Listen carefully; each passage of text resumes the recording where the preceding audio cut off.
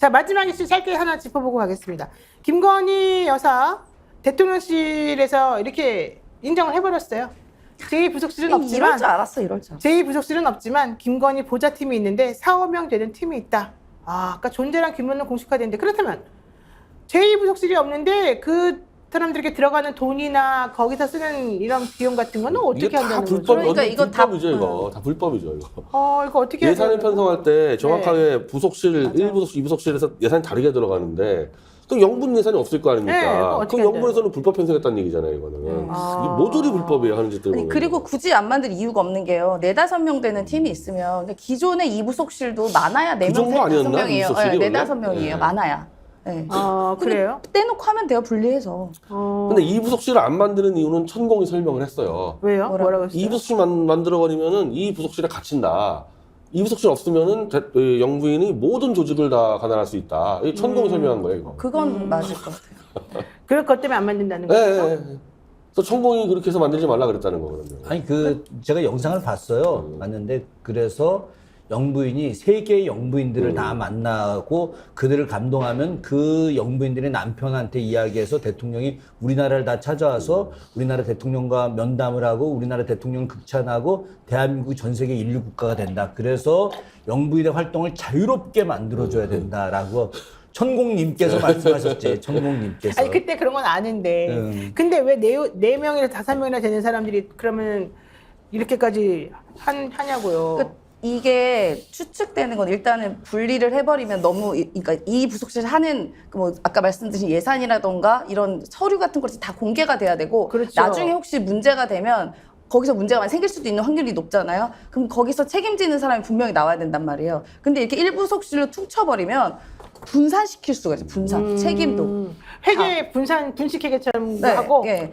누가 뭐 하는지 모르고 그리고 그다음에 1부속실에서 공유하는 이런 자료들이랑 2부속실에 공유한 자료랑 완전 다르잖아요. 당연히 그 대통령만 봐야 되는 것들이 있고 알아야 되는 것들이 있고 하면 1부속실은 무조건 그걸 거쳐서 가거든요. 그러면 이제 김건희는 다 볼 수 있는 거예요. 그러니까 임세현 대변인은 청와대 근무해 보셨으니까 네, 정확히 네. 아시는 거잖아요. 네, 저는 2부속실이랑 주로 했거든요. 일을 같이 했는데 그러면 제가 1부속실에 있는 자료를 볼 수가 없어요. 그래요? 네, 근데 지금 이렇게 2부속실은 합쳐놓게 되면 다 볼 수 있죠. 같은 직원들이니까. 오. 대통령한테 올라간 자료는 1부속실 거쳐서 가는데 그럼 지금 여사팀은 그것도 같이 볼 수 있는 거죠. 그래서 뭐 공유하겠지. 또 가서 보고하겠죠. 그래서 지난번에도 그렇게 넷플릭스.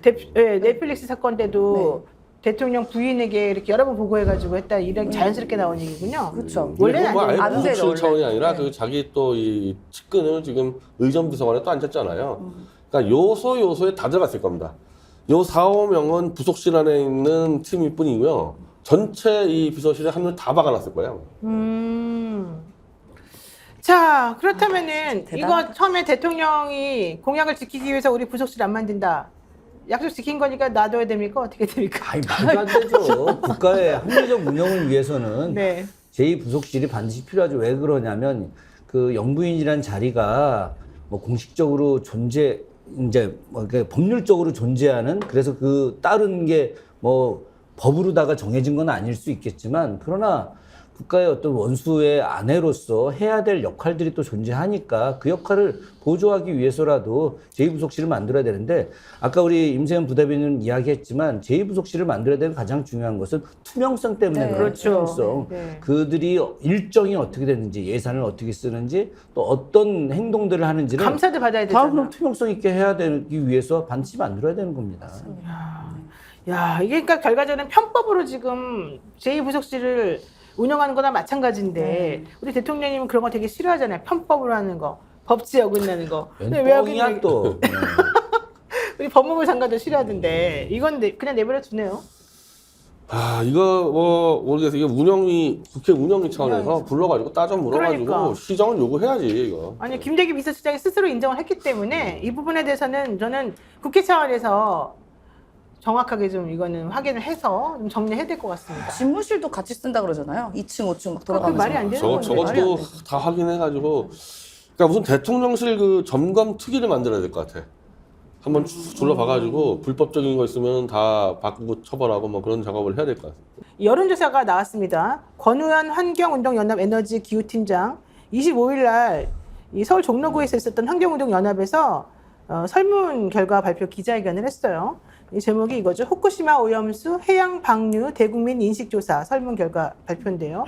기자회견을 통해서 여론조사 전문기관인 리서치뷰를 통해서 지난 5월 19일부터 22일까지 나흘 동안 전국 만 18세 이상의 성인 남녀 1000명을 대상으로 후쿠시마 오염수 방류에 대한 대국민 설문을 진행했다. 이렇게 밝히면서 오염수 방류 찬반의 결과를 말해줬는데 국민의 85%가 반대한다고 지금 나온 거예요. 85.4%가 찬성은 10.8%라고 나타났대요. 10.8. 자, 그렇게 대통령은 국민의 85.4%나 되는 사람들이 반대한다는 이 얘기는 듣지 않고 그 10.4%가 찬성한다는 그 말을 듣고 있는 걸까요? 어떻게 되는 그러니까 걸까요? 이게 엄청난 이게 음모가 있을 거예요. 10.8%, 엄청난 네. 음모가 있는 거예요. 이거 뭔가 거래를 쳤을 거랍니다. 이거. 무슨 거래가 아까 있어요? 있잖아요. 네. 우리가 오염수 배출에 대해서 우리는 어찌 보면 권한이 없어요. 가만히 있으면 돼. 그리고 나중에 손배청구 들어가면 돼, 열받으면. 그렇죠. 네. 근데 꼭 저렇게 사찰단을 보내서 우리가 오케이를 하겠다는 이유는 후쿠시마 생산물 수입을 트기 위해서다. 그럼 일본은 그것만 해서 거의 몇십 조 이상을 벌어요. 그거 나도 먹겠다는 얘기, 난 윤석열이가. 그래서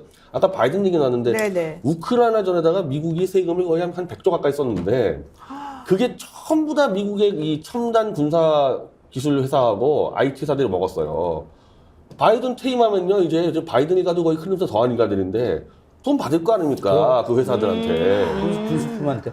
그러니까 오늘 그저께 네네. 나온 게 월스트리트 저널에서 나왔잖아요. 원래 미국이 80억 달러를 갖다 해주고 또 이 탄을 갖다가 해줘야 되는데 대한민국이 다 해주면서 미국이 들어갈 돈이 없어져서 너무 잘 됐다.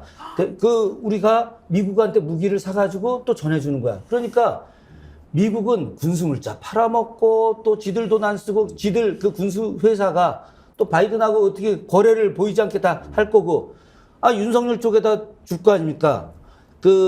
우리 여기 자주 나오는 김종대 네. 그 형님이 쓰신 위기의 장군들 그 책 보게 되면은 당시에 옛날에 이양호 합참의장 그때 린다 김 사건 났을 때 그때 당시에 무기 거래의 25%를 로비스트한테 주는 거야. 25%를. 25%? 25%.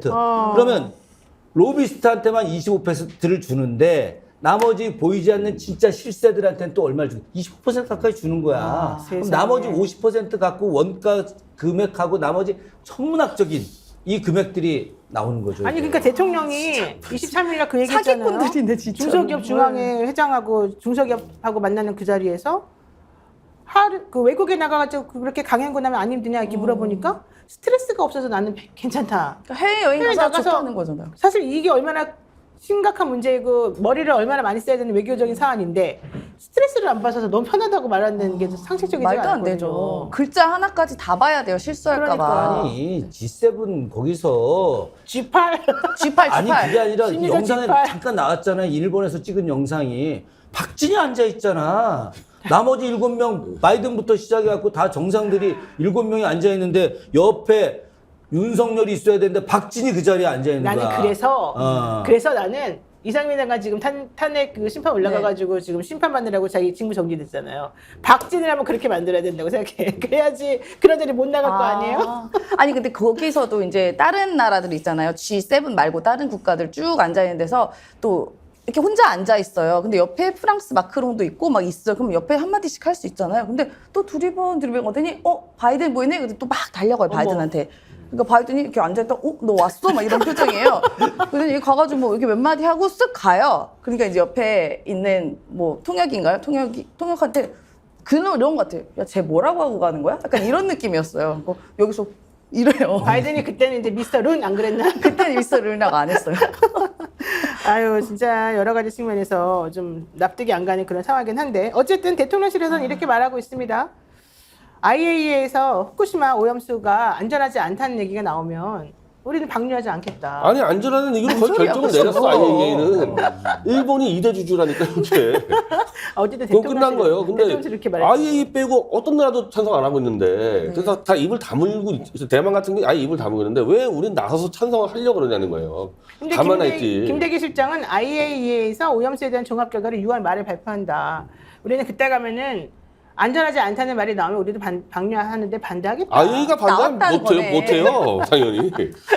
IAEA 이미 일본하고 끝났어, 거래. 그러니까 3월에 일본 가기 전이었나요? 미국에서 네, 네. 한번 뭐 잠깐 스치듯 만남했었잖아요. 일본 기시다를. 네. 근데 그러고 나서 나중에 무슨 외무성인가요? 그 사람한테 기시다한테 뭐 걱정하지 말고 우리가 강제징용 이거 잘 해결할 테니까 네. 뭐 맘 쓰지 말라 해라 뭐 이렇게 해서 전달했다고 하잖아요. 그때 뭐라 그랬냐면은 나는 지지율이 1%가 되더라도 해야 할 일은 하겠다라고 말한 게 저는 이 오염수까지 다 전제되어 있는 거 아닌가.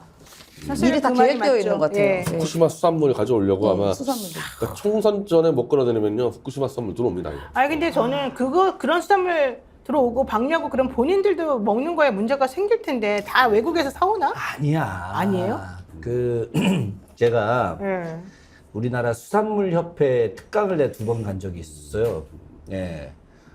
근데 내가 깜짝 놀란 게 요즘 그 수산물협회에 있는 사람들 중에 예. 정말 우리나라 수산업계를 좌지우지하는 사람들이 왔는데 육지에서 거대한 그 큰 수족관들을 만들어 가지고 그 안에서 아주 깨끗한 물로 해가지고 이 양식을 하는 거예요. 이것들은 그냥 우리 같은 동네 뭐 이 수산 뭐 이런 데 안 오고 아주 VIP들 타워 팰리스 이런 데로 가는지도 모르겠지. 근데 그렇게 부자들한테 그게 공급이 돼서 가는 거예요. 옛날에 우리 이제 막 새우 같은 거 먹을 때 너 이게 새우 빨리 키우기 위해서 무슨 약을 투여하고 막 네. 이런다고 하잖아요. 이 사람들은 그런 거 단 한 방울도 사용하지 않는다는 거예요. 물도 아주 정제되고 깨끗한 거. 그러니까 우리가 저 후쿠시마 오염수 이런 거 갖고 먹은 고기들 먹는 상황에서 이 사람들은 절대 그런 자기네들은 깨끗한 거 먹고? 먹을 일이 1도 없는 거야. 그러면 나쁜 건 우리 다 먹이고. 예. 펜트하우스네요, 펜트하우스. 야 진짜 네. 무슨 스카이캐슬도 아니고 뭐. 제가 전에 한번 말씀드렸잖아요. 6.25 때도 비행기 타고 홍콩으로 피난 갔다고 부자들. 예. 윤석열이 옛날에 없는 사람들은 좀 불량식품 먹어도 된다 이렇게 말했잖아요. 맞아요. 낙고 기억나네. 인식이겠죠, 그러면.